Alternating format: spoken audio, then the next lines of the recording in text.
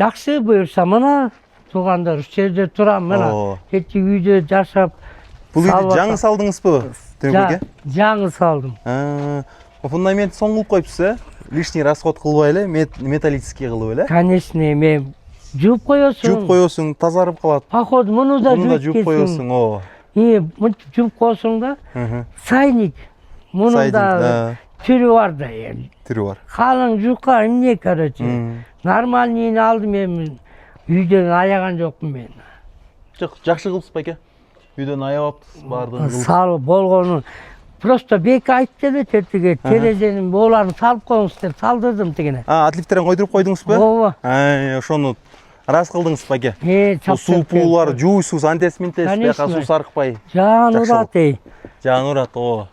Анан ошону айтып койгонуна да рахмат, айтканын жасап койдум мен. Терезенин тегереге мындай кылып, сонун кылып чаптап бериптир, тизип беке. Баягы сүрөттө ошондой болчу да. Короче, мага моундай кыласың деп мен айтып. Өзүңүз айттыңыз. Короче, мына так ушундай кыласың досум, болду. Проблем да жок. Проблема жок дедиңиз.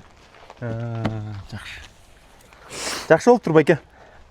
Биз ошону карап, кыдырып, балдардын кылганын ишине да кичине көз салып, көрүп жүрөбүз. Конечно, рахмат, ушинтип карап коюп турбасаңар.